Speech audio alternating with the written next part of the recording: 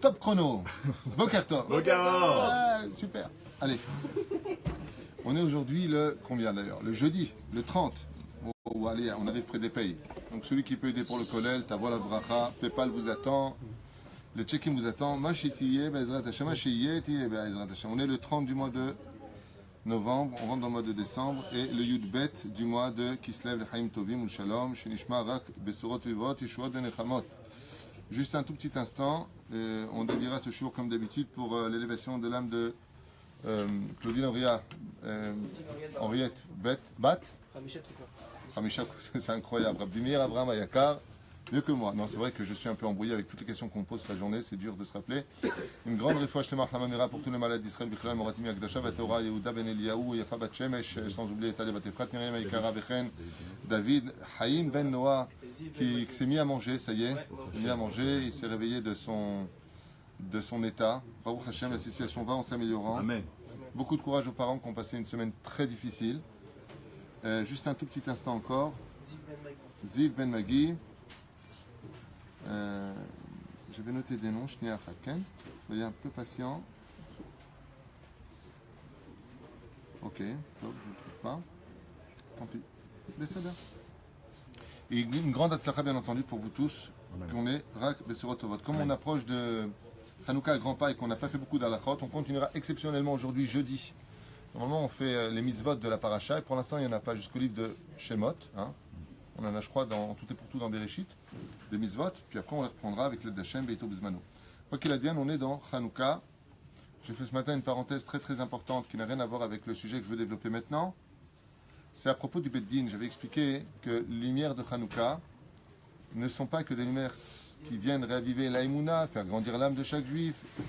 Mais j'avais expliqué ce matin, entre les tefilines de Rashi Rabbeinu Tam, un sujet qui nous concerne tous, comme le dit la 18e Mishnah du premier chapitre de Masechet Avot, au nom de Rabban Shimon ben Gamiel. Le monde tient sur trois piliers, le din, le shalom et le emet. Pour pouvoir, Bezrat Hashem, vivre dans le shalom, il faut faire la justice. La justice apporte la vérité apporte le shalom dans la vie. Parce qu'on sait maintenant où on en est. Velachen, si vous êtes invité à un beddin par une autre personne, vous êtes convoqué, invité, c'est pas vraiment le mot. Mais sachez que la convocation d'un beddin, c'est comme une convocation de Dieu lui-même. Il est strictement interdit de refuser cette invitation au beddin. Sinon, au bout de la troisième fois, le beddin sera obligé de donner une lettre à ce plaignant qui est venu donc porter plainte au beddin, et il lui donnera l'autorisation d'aller selon les lois Goy. Ce qui se passe, c'est qu'automatiquement, même si la personne qui ne voulait pas venir avait raison, du fait qu'elle est provoquée qu'ils aillent devant des juges qui vont selon des lois anglo-turques, des lois grecques, si vous préférez, par rapport à Hanouka, on tombe dans l'assimilation parce que ces lois-là ne font pas le émet dans un jugement. Ce qui fait que, pour tout conflit, si la personne n'est pas capable d'être acide et qu'il a besoin d'aller comme un tzaddik au Beddin, parce que Rabbi Nachman dit lui que on a emmené personne au Beddin, reçoit et route à vor, c'est pas le cas du Shulchan Aruch par contre, qui lui dit qu'il faut que le émet y sorte. Si tu es capable de pardonner, de dire Ani Solaire, c'est pas grave, c'est quoi? Alors, Chazak ou Baruch, Kol HaKavod, ce qui se passera à ta mort, c'est que quand viendra un Beddin contre toi, Dieu dira Chazak ou Baruch, route à vor, mais il faut être balèze et il faut y croire, parce que rien n'est pour rien sur terre. Mais si tu estimes que tu t'es fait grandement arnaquer de plusieurs grosses sommes d'argent et que BMF, tu veux que justice soit faite, ou que tu estimes que Zélo Besséder, que cette personne doit reconnaître ses torts, tu as le droit d'aller au Beddin, c'est Halakha Meforeshet. Et donc, dans ce cas-là, le Beddin vous invitera à y aller pour faire la lumière de Hanouka, d'éducation, pour pouvoir y accéder. Parce que très souvent, les gens, comme j'expliquais ce matin, font justice eux-mêmes. Je ne dois rien, j'ai rien à faire. Mais putain, tu fais justice toi-même, pour qui tu te prends? Qui t'a dit que tu as raison, qui t'a dit que tu as tort? Tu as des témoins de ça? Tu apportes des preuves de la Torah de ça? Le Beddin, le Dayan, il va te poser les bonnes questions, si c'est un bon Dayan, bien entendu. En général, ce sont de bons Dayanim. Et Hachem, il est derrière tout ça. Pour que Bezrat Hachem, tu ne reviennes pas en Gilgoul payé. N'oubliez pas un détail. Si une personne vous invite à aller, il vous attaque pour vous emmener devant un tribunal des nations du monde, je ne sais pas comment on appelle ça, un palais de justice. Bet Mishpat, en hébreu, je m'adresse à des Français. Toi, tu me parles qu'en hébreu, ça dit. Voilà.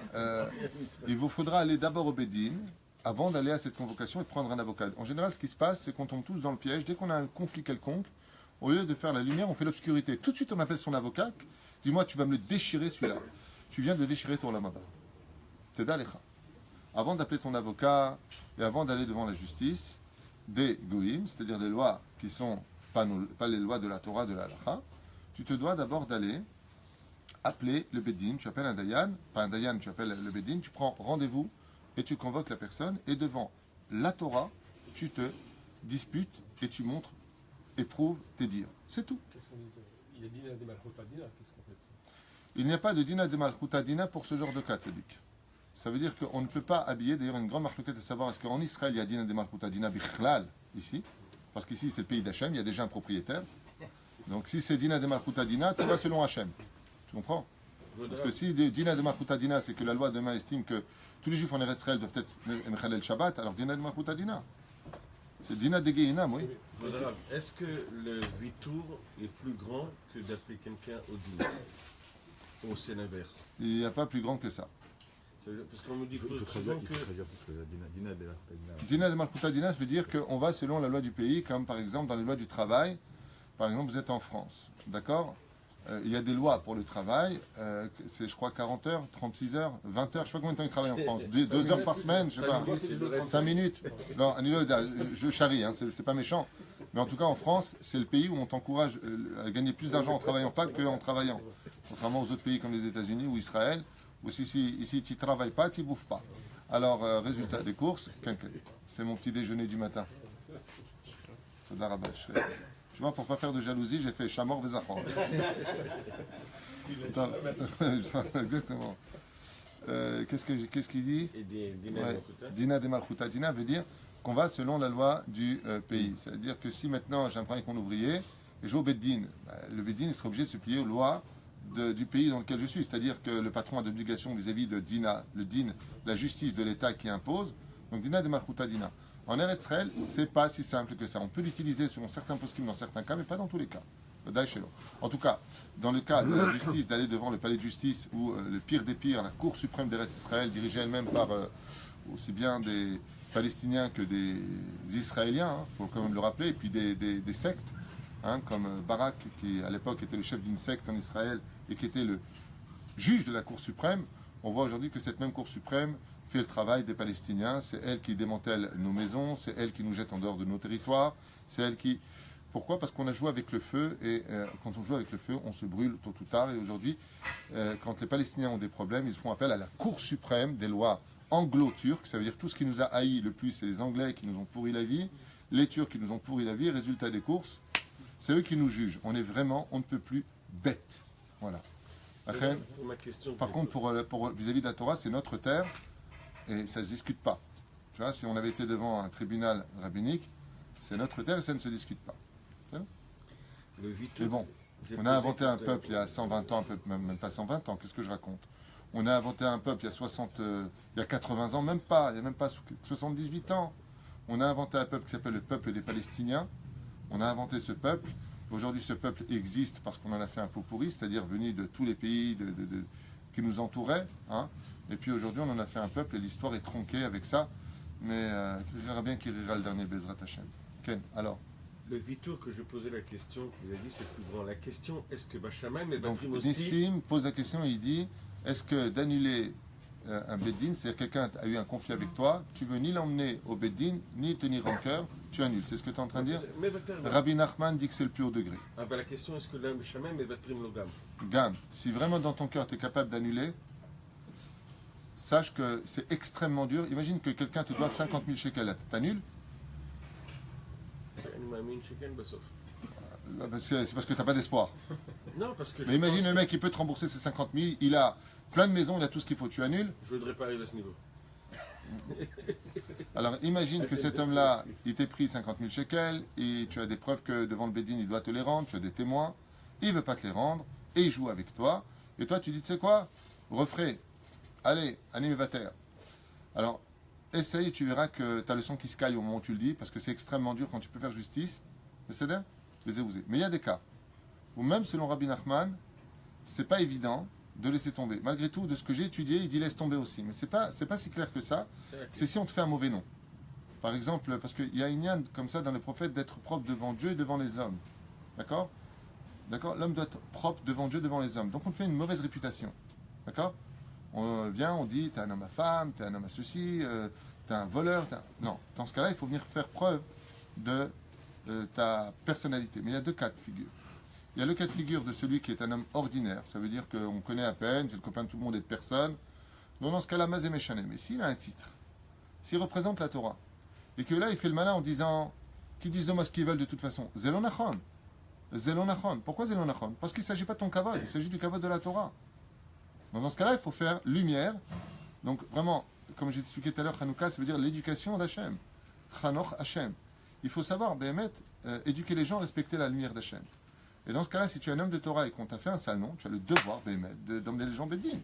Moshe Rabbeinu n'a pas fait ça. Moshe Rabbeinu, il était aussi traité de tous les noms, mais il n'a jamais convoqué aucun juif au Bédine. C'est pire que ça. Moshe Rabbeinu a marqué sur lui, quand Korach est venu lui dire qu'il était imposteur, Vaipol al-Panav. Qu'est-ce que ça veut dire, Vaipol al-Panav? Il est tombé sur sa face. Pourquoi il est tombé sur sa face? Pour laisser faire directement Hachem. Et qu'est-ce qu'il lui dit? S'il était Mevater, il n'aurait pas dit, mais Bono Shalom, comme dit le Midrash, si justice doit être faite, que la terre s'ouvre et qu'il soit avalé. Qui a demandé ça? Tu vois que c'est Moshe Rabbeinu. Donc il n'est pas Mevater. Et pourquoi il n'est pas Mevater? Parce qu'il représente la Torah. À partir du moment où c'est plus ton kavod à toi qui est en ligne, c'est un peu comme moi dans tous mes conflits, même que ce soit vis-à-vis d'Oel Moshe, ou de toute chose. Si j'ai des conflits, j'en ai pas, mais des fois il y a des discussions qui ont lieu. Je fais très attention tout le temps de vérifier si c'est mon moi personnel qui est touché ou le moi de la Torah, de la hiérarchie de la Torah, ou de ce qu'il faut pour qu'il y ait un équilibre dans ce qui se passe. Si je vois que c'est moi personnellement qui suis touché, Hachem en est témoin, ça veut dire quoi? Je me tais. Mais si c'est la Torah qui est touchée, ou si ça risque de créer un déséquilibre, c'est-à-dire qu'un gaba il se prend pour le Rav il se prend pour Dieu, l'autre il se prend pour je ne sais pas qui, un ilodéa, il commence à avoir des gens du Tibour qui commencent à se mêler de choses qu'ils ne regardent pas. Dans ce cas-là, le Rav il se doit de se lever et de remettre les gens à leur place. Et pourquoi? Parce qu'on a vu que si les choses n'étaient pas à leur place, et c'est exactement la même chose dans la famille.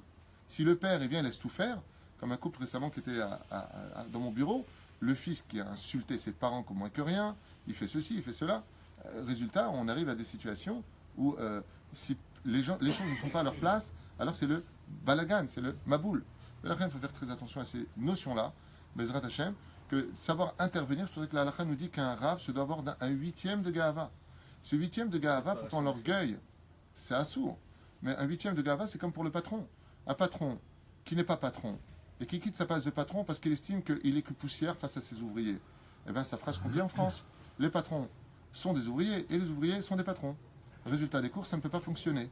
Donc plus personne ne veut ouvrir d'affaires, plus personne ne veut engager des gens. Il va falloir que l'État réinvestisse dans les stagiaires, c'est-à-dire c'est l'État qui va payer maintenant les ouvriers pour les patrons, tellement ils font n'importe quoi dans la justice, dans le social, pardon. D'accord? Ce qui arrange parfaitement la France. Donc ça arrange tout le monde. Mais ça n'arrange pas les caisses de la France, parce que c'est dirigé de façon n'importe quoi. Je ne parle pas de la France, je ne veux pas parler de la France dans mon cours. Je veux simplement expliquer que la France est un très bon exemple surtout de ce qu'il ne faut pas faire. C'est tout ce que je voulais dire. D'accord? Mais bon, ils n'ont pas le choix, sinon ils cassent tout. Alors.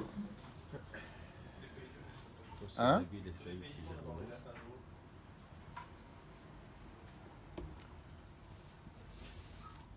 Le Khatrila, on est dans le Zman Adlakat Nerot Hanouka. Donc voilà, je voulais juste fermer cette parenthèse. N'oubliez pas que si vous avez des conflits, il faut aller devant un Beddin, devant des Dayanim. D'accord? Si vous estimez que les Dayanim, vous-même, vous avez déjà un hic dans le cœur vis-à-vis eux, vous avez quelque chose qui ne le fait pas, ce Dayan ne le fait pas. Vous êtes en droit d'apporter un Dayan, comme dit la Gemara dans le Masechet Makot. C'est-à-dire, toi, tu apportes un Dayan de droite, tu apportes un Dayan de gauche, mais le problème, c'est qu'il est Nagwa Bedavar. Tu ne dois pas le connaître spécialement, mais tu as confiance en ce Dayan. D'accord? Par exemple, vous êtes à Paris, vous avez le Dayan de Marseille, vous avez le Dayan de Toulouse. D'accord? Vous voulez les faire venir, chacun pour juger une situation. Il ne faut pas qu'ils soient Nagwa Bedavar, il ne faut pas qu'ils aient d'intérêt ou qu'ils vous connaissent personnellement. D'accord? Dans ce cas-là, Zemouta, de faire venir. Tu n'es pas obligé d'être jugé par le Dayan de cette ville-là. Il faut les faire juger dans une autre ville, dans certains cas, sans vexer personne, bien entendu. Aval, sachez une chose, pour conflits professionnels, conflits familiaux, conflits social, aller au Beddin. Et je le répète une dernière fois, nous n'avons pas le droit de refuser l'invitation du Beddin. Vous avez une convocation du Beddin, chayav la lechet. C'est comme si, et c'est ce que je disais tout à l'heure, je finirai juste avec cette phrase tellement importante, dans le ciel, c'est une humiliation pour Dieu de voir des gens qui tremblent devant une convocation d'avocats et du palais de justice, et quand un Dayan, il envoie une convocation pour un Beddin, le mec il dit j'ai pas le temps ou j'en ai rien à faire. vis-à-vis d'Hachem, cet homme-là est un racha. Je pèse bien mes mots, c'est un racha. On dit le Rav Ovadia Yosef, Keilu Rimya la Torah de Moshe. C'est comme si tu as levé la main sur la Torah de Moshe Rabbeinu. Beddin, il t'appelle, tu vas, tu t'expliques. Et tu t'en vas tranquille. Et si la personne te harcèle après en disant ouais, ben, je suis pas d'accord avec la justice, tu appelles le Dayan. Le Dayan le convoque, il te donne l'autorisation d'aller selon les lois Goy et tu l'attaques. Pourquoi seulement si, Chazve Shalom, ça ne cesse pas. En aucun cas, tu refuses une invitation une convocation au Beddin, parce que le Beddin, quand il t'appelle, c'est comme si que Dieu t'appelait. Lech ve ta'ase et asher lecha. Va et fais ce que tu as à faire pour mettre un terme définitif à cette augmente nefesh. Surtout que je vous l'ai déjà dit, à propos du mazal, s'il y a une chose qui bloque le mazal dans la vie d'un homme, c'est quand l'autre ressent une injustice dans son cœur et qui t'en tient rigueur. C'est un grain de sable dans les maillons du mazal. Et peu importe que tu aies tort ou raison. Quand quelqu'un t'en veut dans son cœur, ça bloque quelque chose. La reine, Bezrat Hashem, Tamit Ben Adam, Noach les briotes, on dit Noach les briotes, paisible avec tout le monde, vu que je t'ai fait quelque chose, Mechila, que justice soit faite, Mechila Mikvodo, surtout quand il s'agit de sommes importantes, il ne s'agit pas de petites choses. Adam, tu vas être jugé justifié. Voilà, c'était un petit message ce matin pour les lumières de Hanouka. On va arriver à Hanouka, c'est pas que les lumières on allume des bougies, on mange des soufgagnottes. Hein, on allume des bougies, on mange des soufgagnottes, on danse avec les enfants, mais on fait la lumière dans la vie de chaque juif. Et la lumière, c'est quand il y a din, shalom, emet, ve shalom. Ça veut dire, quand il y a la justice, il y a le emet. Quand il y a le emet, il y a le shalom. Tu veux vivre dans le shalom? Tu veux vivre avec la paix? Fais la justice. Mon cher Tsarir. Ou tevater. Aval tevater mikol alev. Je vous répète, le salaire de celui qui est mevater mikol alev, c'est que le jour où il partira de ce monde, ou le jour où on lui fera quelque chose, vous verrez que, mais s'il veut jouer avec ça, avec Hachem, en disant, ah, tu sais quoi, pour pas être jugé, moi, qu'est-ce que je vais faire? Je vais les vater à Koulam. Qu'est-ce qu'il va te faire Hachem? Il va trouver des épreuves tellement dures qu'il va te mettre à l'épreuve. Ah bon? Tu veux jouer à mevater? Comme ça, j'ai lu dans un livre, dans Memlo, j'avais lu ça. Il disait, celui qui veut faire des plans avec Hachem, oi va voy. Hachem le mettra à l'épreuve dans des degrés qu'il ne pourra même pas bécochi tenir. C'est une nature, les voitures. Chez toi, c'est une nature. Non, c'est une nature. Il n'y a pas de salaire quand c'est la nature de l'élévateur. Le salaire, c'est sur quelqu'un qui n'a pas de nature d'élévateur. Nilo, je ne suis pas d'accord avec ce que tu dis. Il y a des circonstances et des situations où on ne peut pas être mévater. Top. Nous sommes dans l'allumage des bougies de Hanouka, Alpi Alacha, essentiellement selon Maradatra, le Rav Ovadia Yosef Zatzal. On doit allumer à la sortie mamage des étoiles. Et il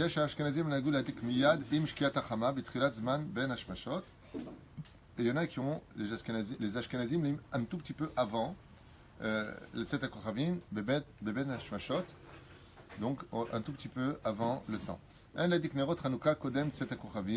Mais par contre, on ne peut pas allumer, pour nous les Sfaradim, avant la sortie des étoiles. Au Kodem Shkiat HaChama, comme les Ashkenazim le font, avant le coucher du soleil.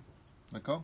Milvad me'erev Shabbat Chanukah, shemadlikim shama nerot Chanukah, Kodem Shkiat HaChama, miveod yom. À part le jour de vendredi soir où on se doit d'allumer les bougies. Alors comment on fait le vendredi soir? Bien entendu, vous le savez. D'abord, on allume les bougies de Hanouka. Il est bon de faire Mincha Gdola. C'est mieux. Pourquoi c'est mieux? Parce que les bougies de Hanouka appartiennent au monde de la nuit. Mincha appartient au monde de Tsohar, Tsaoraim, qui veut dire le monde de la lumière du jour. Si tu fais l'allumage des bougies de Hanouka, ensuite tu viens prier Mincha, ça veut dire que c'est considéré que les lumières de Hanouka que tu as allumées sont avant Mincha. Ça veut dire qu'elles sont pour le jour de la veille. Ce qui est pas bien. Donc en général, quand vient Hanouka, on prie à midi et demi, 1h de l'après-midi, ça dépendra de Beth Knessiot. On prie Mincha Gdola. Ensuite, on arrive juste avant l'entrée de Shabbat. Mama, juste avant l'entrée, on mettra la quantité d'huile suffisante pour que ça brûle une demi-heure après que les étoiles soient sorties. Ça veut dire qu'il fasse totalement nuit. Et ensuite, on fera l'allumage des bougies de Shabbat. Et on ira à la Beth Knesset pour prier tranquillement. Ma arrive, sans dire le domaine de Kol Israël Yeshem Chalon Maba. Ça, on parle uniquement du Yom Shishi. D'accord? Maintenant, celui qui a omis de faire Mincha, il n'a pas eu le temps, il travaillait à Nilo et Dehama. Qu'est-ce qu'il fait dans ce cas-là? Il allumera les bougies de Hanouka juste avant la sortie de la rentrée de Shabbat. Il court à la Beth Knesset, sa femme allumera les bougies de Shabbat. Lui, il allume les bougies de Hanouka. il court à la Beth Knesset, il fera quand même mincha. Il ne va pas dire ah, tant pis, j'ai fait avant. Aval zelotov. Pour les dames, Il peut faire un mincha lui à la base Knesset, dire à sa femme juste avant les Kouchavim d'allumer, enfin de l'entrée de Shabbat d'allumer elle. Est-ce que c'est pas mieux? Il pourrait le faire. Il pourrait le faire comme ça. Il pourrait lui venir à la Beth Knesset, mais pourquoi le faire comme ça alors qu'il peut le faire autrement? C'est ça la question. Mouta, ce que tu viens de dire, c'est Mouta. Ishu Beto. C'est-à-dire que si lui il décide d'aller à la Beth Knesset, et il dit à sa femme, bon, t'allumes les bougies de Hanouka et t'allumes les bougies de, il a raté juste un domaine, c'est Pirsou Minissa, Rov Adrat Meler. Ça veut dire que le temps qu'il rentre à la Beth Knesset, il va faire Arvit, il va faire Mincha d'abord, il va faire Arvit, il y a un Dvar Torah. Zélo, lo achitov. Ça veut dire que les Chachamim, quand même, nous demandent, même si ça doit être allumé à l'heure, qu'il y ait Rov Adrat Meler le plus de monde possible. La reine, la famille, les enfants bien habillés, les rois de Shabbat Kodesh, pas en jeans ni en sport, dans les sports, comme on dit, des baskets, mais habillés vraiment avec un costume, comme il y a un enfant merveilleux qui s'appelle David Chaim, Ben Noah, qui a demandé un cadeau pour son anniversaire. Il a dit qu'est-ce que je voudrais? Il a dit un costume pour Shabbat. Zet Sadik et Sodolam. Magnifique d'avoir un enfant qui demande un costume en l'honneur de Shabbat Kodesh, parce que nos enfants doivent être habillés l'Irvot Shabbat Kodesh. Mamash. Velachen, c'est bien, tous ensemble on allume et tous ensemble on va à la Beth Knesset. pour les femmes qui ont pris sur elles de faire rentrer Shabbat un quart d'heure avant la Knesset de Shabbat, chose qui est très, très bonne, on l'a appris avec vous. Juste finalement pour ce Shabbat-là de Hanouka, elles peuvent se dire bon bah juste pour ce Shabbat-là, je vais allumer à l'heure de la Kat Nerot, au lieu de l'allumer comme je te fais d'habitude. La femme en général rentre avec les bougies de Shabbat dans Shabbat. Ce n'est pas une obligation minadine bichlal, c'est un minag. D'accord? Donc si elle a Rosh Hashanah, elle a décidé, c'est ce que moi je conseille aux femmes de faire à Rosh Hashanah un tnaï, une condition de ne pas rentrer les bougies. Écoutez bien ce que je dis, c'est important. De ne pas faire rentrer Shabbat avec les bougies de Shabbat, mais de le faire. Ça veut dire qu'il n'y a pas de neder. Je répète. D'un côté, tu te libères de faire rentrer après 3 fois, c'est bien minag, donc minag et halacha, qui est halacha. Tu prends sur toi en disant, je ne fais pas rentrer Shabbat à l'allumage des bougies. Pendant l'année, quand tu allumes les bougies, tu fais rentrer quand même ton Shabbat, mais au moins tu es libéré pour ce genre de cas. Ce qui fait que, Bezrat Hashem, si la femme dans ce cas-là, elle arrive, eh bien elle allumera les bougies un peu plus tard par rapport à cela. Deuxième cas de figure, elle allume les bougies de Shabbat et lui allume les bougies de Hanouka. D'accord? Un peu plus tard. Mais lui va aller à la Beth Knesset. Troisième cas de figure, si elle a l'habitude de faire tout le temps comme ça, faire rentrer Shabbat un quart d'heure avant les bougies, elle sera permise d'allumer les bougies de Hanouka juste avant l'allumage des bougies, à la condition que la quantité d'huile brûle pour. C'est là? Ça veut dire une demi-heure après Tzedek Kochavim. Vous avez 3 cas de figure. Le mieux dans ce cas-là, encore une fois, Shabbat est d'une importance capitale, Hanouka c'est Shmoné. Shabbat, c'est 7. Je vais expliquer la dernière fois. C'est non. B'diavad et midli kodem shkiat hachama, achar plag mincha. Donc, 1h bishot azmanim kodem alayla, 1h15 avant, yarzor v'yadik bezman amizva, achlo yivarech ala adlakato, v'imidli kodem plag mincha, choser v'yadik bevrachot, bezman amizva. Alors ici, écoutez bien, on a une halacha qui est très importante pour nous. Regardez. B'diavad, a posteriori, imidli kodem shkiat hachama, s'il allumait avant le coucher du soleil les bougies de Hanouka. Achar plaga mincha. Donc juste quand même après plaga mincha. C'est quoi plaga mincha? Shah vareva beshot zmaniot kodem alayla. 1h, un quart avant la sortie des étoiles. Yarzor v'yadik bezman mitzvah. Il n'est pas sorti réellement d'un mitzvah, bedi avad, il devra réallumer ach lo yevarech, mais sans bénédiction. V'imidik kodem plaga mincha. Et si maintenant il est allumé même avant le plaga mincha, ça veut dire au-delà d'1h, un quart avant la sortie des étoiles. Il devra réallumer en son temps avec les bénédictions. Donc ce n'est pas valable. Donc ici, on voit que plaga mincha, c'est avant, c'est beseder. Imlo idik betzet hakochavim, madlik ad shetichler egal minashuk. Si maintenant il n'a pas allumé juste à la sortie des étoiles, ce qui est demandé comme étant ce qu'il faut faire, il pourra allumer tant qu'il y aura du monde dans les rues. Sheu kachatzi shah achar zman adlakat nerot. À l'époque, quand le soleil se couchait, que la nuit apparaissait, les gens, encore pendant une demi-heure après, ils étaient dans les rues. Après cette demi-heure-là, en général, les gens ne traînaient plus dans les rues car on ne voyait plus rien. D'accord? Donc, le lachon de la halacha ici, elle est bilchon à Mishnah, comme le dit la Mishnah. Aujourd'hui, jusqu'à minuit, tu as du monde dans les rues, 1h du matin, tu vas à Bnei Brak, jusqu'à 3-4h du matin, tu as du monde. Vimlo idlik ezmanze, madik ahar miken, vafilu bishat meucherad atchalamud hashachar. Et si même là, il n'a pas eu le temps, alors il pourra allumer les bougies jusqu'à ce que monte le soleil, jusqu'à l'ot hashachar, jusqu'à l'aube. Voilà. Maintenant, s'il vient allumer et il voit qu'il y a deux personnes dans sa maison. נכון להעיר לכל הפחות שניים מהם, ויש מי שאומר שמספיק להעיר רק אחד מהם, שאחר עמו יהיו שניים ערים. Il dit maintenant, si tu es seul, tu allumes seul. Mais si tu as quelqu'un à la maison qui dort, imagine que tu es deux personnes. Il y en a qui disent, tu dois les réveiller tous les deux pour l'allumage des bougies pour qu'il y ait Pirsou Ménissa, c'est-à-dire... C'est une condition qu'ils ont pas fait. Parce que s'ils ont fait, c'est Gazafier. S'ils ont eux déjà fait l'allumage des bougies, pourquoi celui qui rentrerait le ferait, puisqu'il est quitte? Non, mais ils ont fait, c'est des gosses, je sais pas. La mère, elle n'a pas fait, c'est des gosses qu'ils ont fait. J'ai aucune idée. Si les enfants l'ont fait, qui sont au-dessus de 13 ans et qui l'ont fait pour la famille, il y a Tsaïd et Chova, pourquoi il le referait? Il n'est pas obligé de le refaire. Non. Ah putain. Chutat Ashkenaz, oui, il va le refaire, mais Chutat Sfarad, non. S'ils ont donné à un enfant de le faire au-dessus de 13 ans, chez Moutsi et Koulam Yedechova, Zama Shia Dekoube Khazara, pourquoi est-ce qu'ils vont rallumer? Arrête, c'est fait. Alors s'ils veulent rallumer, parce qu'eux, ils veulent voir les lumières de Hanouka, ils font sans bracha. Ishou Beto, ça comprend toute la maison. Donc il n'y a pas de cas comme tu dis ici. C'est vrai. Mais la reine, il dit, Minadine, il m'explique de réveiller un seul. Pourquoi? Parce que c'est bien qu'il y ait au moins deux témoins qui viennent allumer. Tov les pires Menissa, pour qu'il y ait plusieurs yeux qui voient les lumières. Et si maintenant il ne veut pas les réveiller parce qu'ils étaient très fatigués, ils reviennent de l'armée ou ils reviennent d'une mission importante ou ils reviennent de voyage à Nilo de Hama, eh bien il pourra malgré tout les allumer tout seul alors qu'il y a du monde à la maison. C'est là. Imidlik ad alod amud hashachar. Maintenant il n'a pas eu le temps d'allumer ou il s'est endormi, il a fait la fête. Alors je rappelle quand même quelque chose d'important. Il n'y a pas de mitzvah tsoudat, mitzvah pendant Hanouka.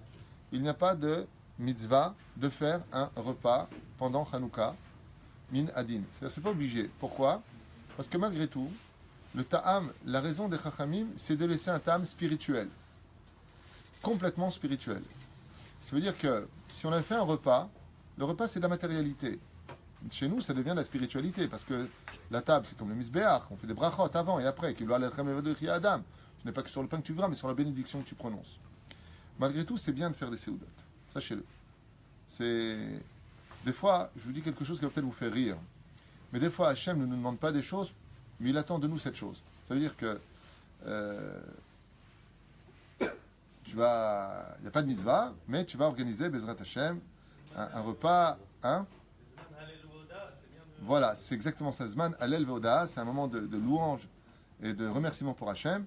Donc si tu organises un bon repas avec un Rav qui vient, avec des Talmidei Chachamim qui viennent à la maison, Yesh Dvar Torah, tu donnes du poisson, tu invites des pauvres chez toi, tu as rajouté de l'or sur de l'or.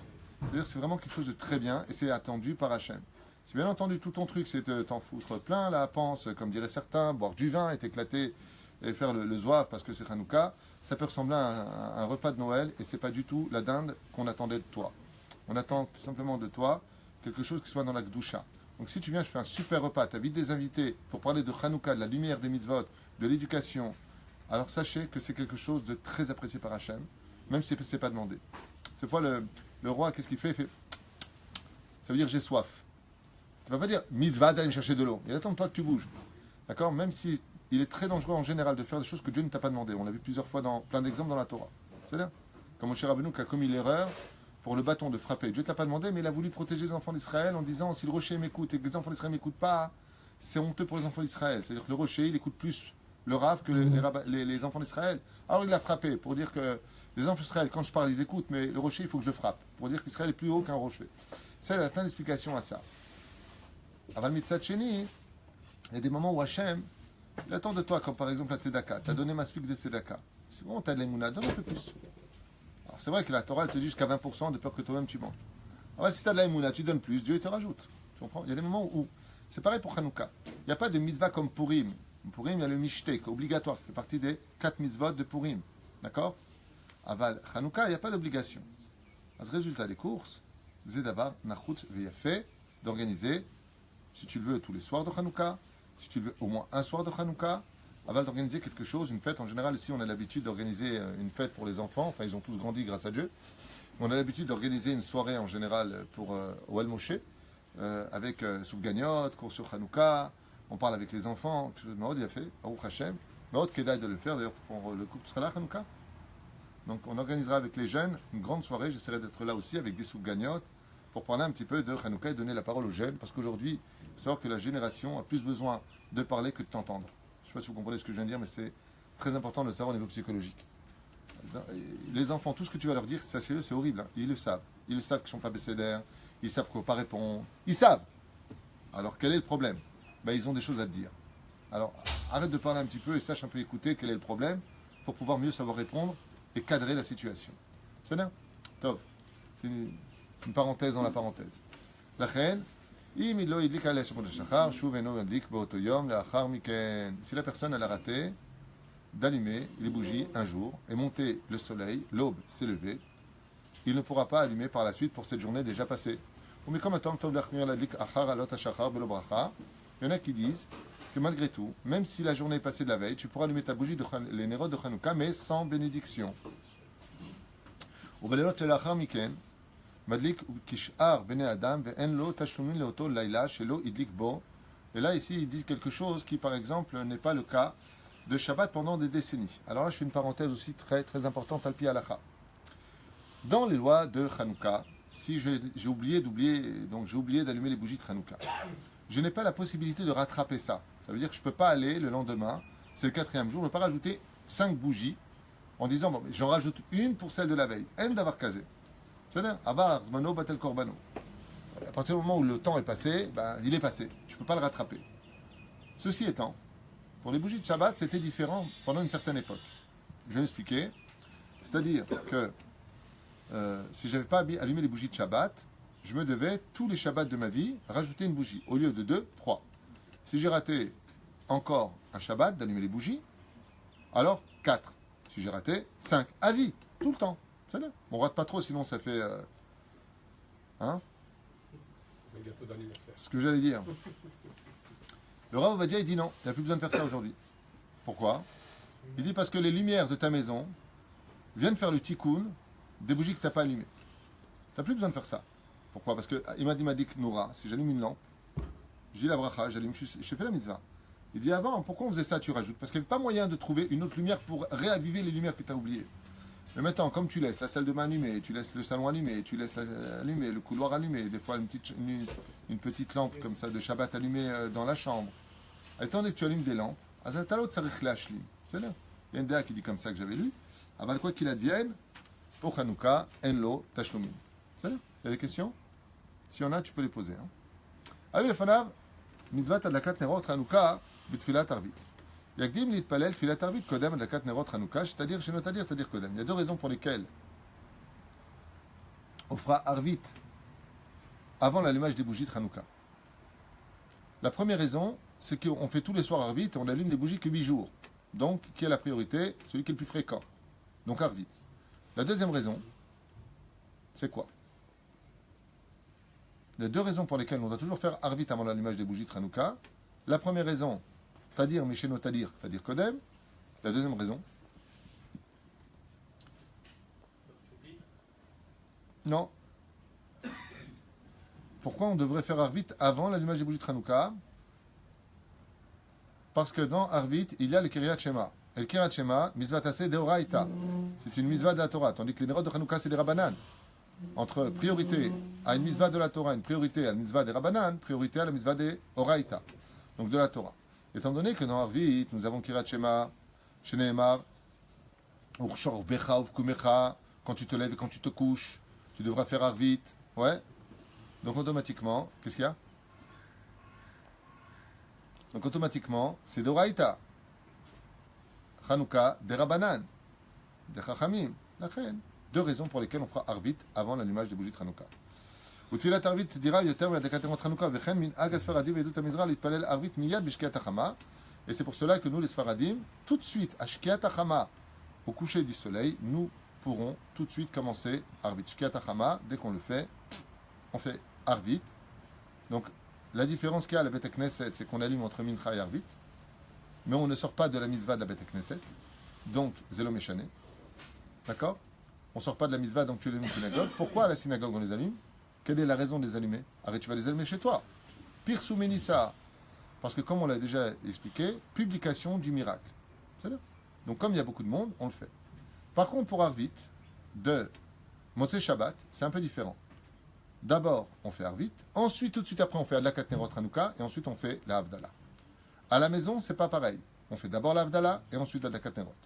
Je parle de la Beth Knesset. D'accord? Le Seder est clair. Une question, est-ce que c'est mieux de faire Mincha Beyachid Il a fait. et ensuite de faire Dagat Merot et ensuite aller à la Beth Knesset, ou d'allumer une bougie s'il ne peut pas, il est pris, et ensuite d'aller à la Beth Knesset faire Mincha Avec le Tzibour. avec le Tzibour. Il est préférable d'allumer les bougies de Hanouka et d'aller prier en Tzibour à la Beth Knesset que de prier Yachid et après Vadaï Shelo. Pourquoi? Je vais expliquer en 2 mots pourquoi. Parce que la prière Yachid ne monte pas. C'est-à-dire qu'une prière qui est faite en Yachid, la seule façon de la faire monter, c'est de verser des larmes. C'est-à-dire que si tu pries Yachid et que tu sais, comme Baba Saleh, que Baba Saleh, quand il priait, il était en face du trône divin, Rabbi Moshe Deri Zatzal, quand il priait, il tremblait de la tête aux pieds. Je l'ai vu de mes yeux, ça.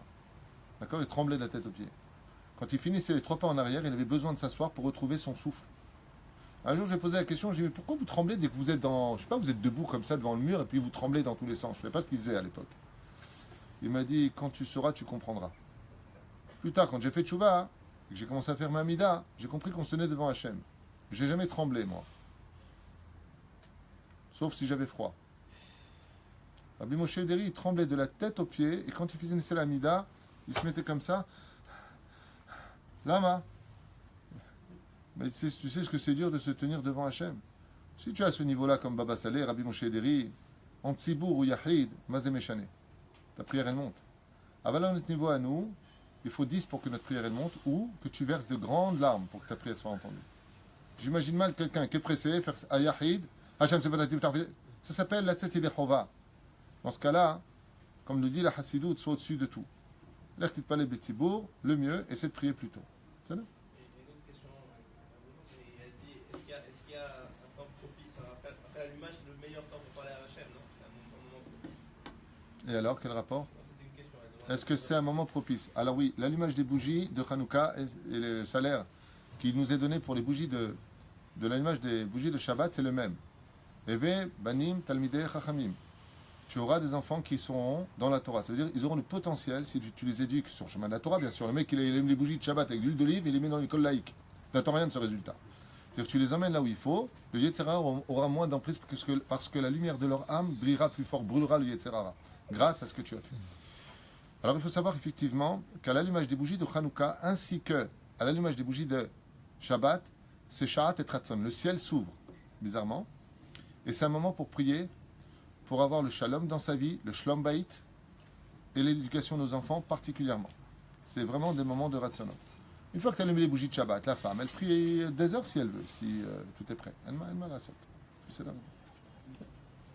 Justement, pendant c'était la question, une dame disait est-ce qu'il y a un temps après l'allumage des bougies pour demander et parler à Hachem? Il y a autant de temps que tu veux. Il y a autant de temps que tu veux. Non, parce que tu t'appelles Meir, tu t'appelles Meir, tu comprends? Vous avez les mêmes questions.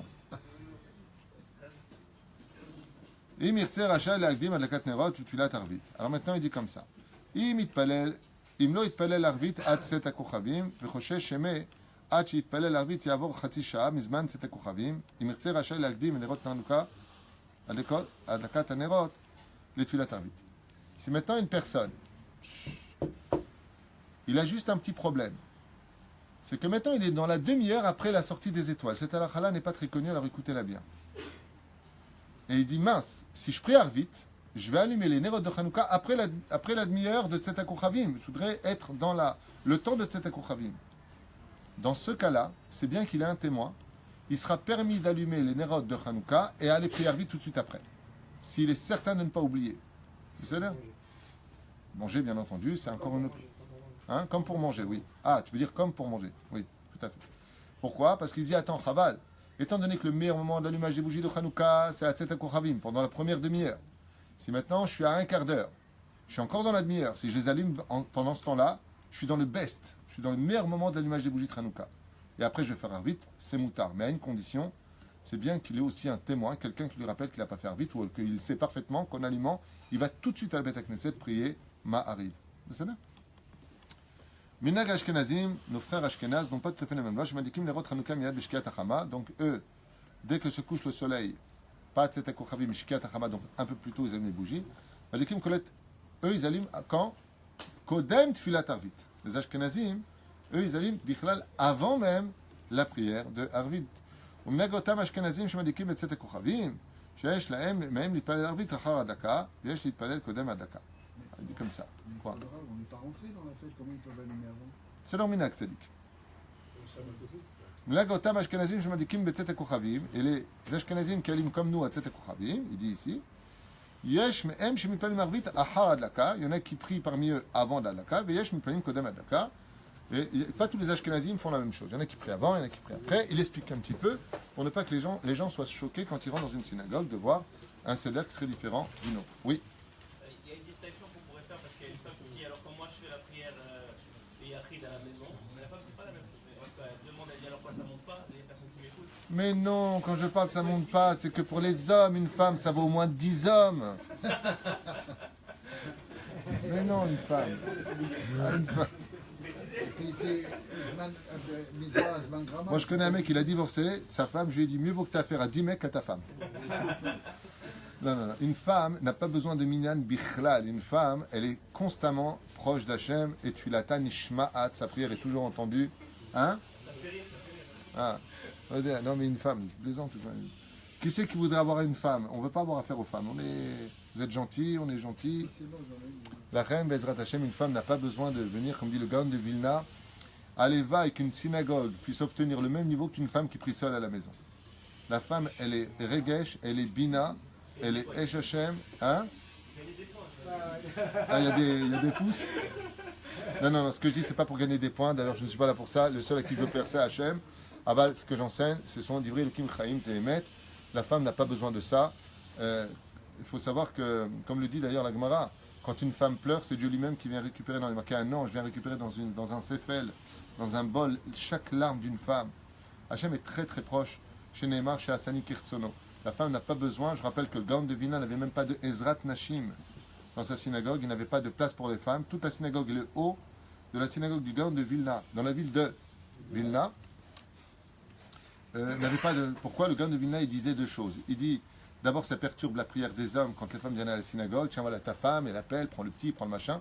Et la deuxième chose, il dit, mais si les femmes viennent pour prier, t'es d'où la crème que votre prière elle est reçue à la maison? C'est pour ça que dans la phrase de Bilam de Rechagav, grâce au mérite des femmes, il y a marqué Ma tovo alecha Yaakov mishkenotecha Israël. Grâce au mérite des femmes, il faut savoir qu'une maison elle peut avoir une digne de synagogue, grâce au mérite de la femme qui est pudique, qui prie à la maison, qui élève ses enfants dans le chemin de la Torah. Même la maison d'une femme pieuse pourrait être comme une bête à Knesset. La reine, les femmes n'ont pas besoin de venir prier. Et si elles viennent prier, qu'elles viennent pudiques, qu'elles se couvrent la tête, qu'elles sortent un peu avant les hommes, qu'elles attendent le mari, si c'est possible, un peu plus loin, pour ne pas qu'il y ait... Ça va Roger, ça va Pierre, ça va Jean. On n'est pas dans une église, on n'est pas là pour s'embrasser. C'est vrai que la lechet, les filles minag, à Torah, vélo, les filles minag, comme ça l'enseignait mon rab, le rav bien, shita, que c'est pas bien, que les hommes et les femmes se retrouvent ensemble dehors. Ça fait beaucoup de parler, de parlotte. Les hommes parlent avec les uns, les autres, Al-Tarbei, Sicha et Maïcha. C'est bien qu'après Moussaf, les femmes quittent un tout petit peu la Beth Knesset et attendent le mari un peu plus loin pour que chacun se retourne. C'est pas un minac français. Les minacs français, ils supportent pas ce genre de choses. La culture française, c'est big bisou, ça va, ça va, ça va. Le mec, il sort de la Beth Knesset, il embrasse une autre femme. C'est pas tout à fait génial. C'est assourd. Tachles, c'est assourd. C'est Chomer Negia. Et malheureusement, on regarde souvent, quand on sort la bête à Knesset, on a une bonne conscience parce qu'on a bien pris, puis on se permet de regarder la femme de l'autre, si elle a grossi ou si elle a maigri. On fait des comparaisons avec sa femme. Et tout ça, ça fait tous ces rendez-vous que j'ai à mon bureau. Mon mari est amoureux d'une autre femme mariée, voilà, résultat des courses. On se permet de sortir des frontières de la Torah en disant, ça va, tu vas pas me saouler avec ça, t'es un malade, t'es un truc comme ça, en attendant. Ça nous a fait 12 000 divorces l'an dernier à Tel Aviv. Voilà, pour le chiffre. Il y a une personne qui demande si le mari est au travail et que c'est la femme qui est responsable d'allumer. Donc il y a un bar mitzvah, son fils est bar mitzvah. Qui c'est mieux d'allumer, elle ou son fils? Étant donné que les femmes ont vécu le miracle de Hanouka, il n'y a pas de notion est-ce que c'est mieux. La femme a autant d'obligations que l'homme. Autant, c'est du même niveau. Pour N, c'est des radifouyot, il n'y a pas de... Comme pour le kidouche, même le kidouche, la femme est obligée, mais ici, il y a un problème de voix. Alors le fils qui a 13 ans, il va faire le kidouche. Alors, il y a un problème de voix s'il y a du monde. S'il n'y a pas de monde, elle peut tout à fait faire le kidouche mbz shumbaya. Aval Keikaron, hommes comme femmes sont du même niveau pour le faire. Il n'y a pas d'obligation. Il n'y a pas de plus lui que moi. La femme a autant l'obligation d'allumer que l'enfant de 13 ans. Même plus que ça, je dirais. Si l'enfant de 13 ans est dissipé au niveau de l'esprit, que son truc c'est Pakimon et machin chouette, il pourra allumer les Mizot Haïdour, et la femme qui est beaucoup plus concentrée pourra allumer la bougie de Hanouka. Ish ou Beto. C'est ça? C'est bon? Alors ici, je suis arrivé à un nouveau chapitre. Il est déjà 9h05. Je vous libère. Kol Tov. Hazak Baro. עשה הקדוש ברוך הוא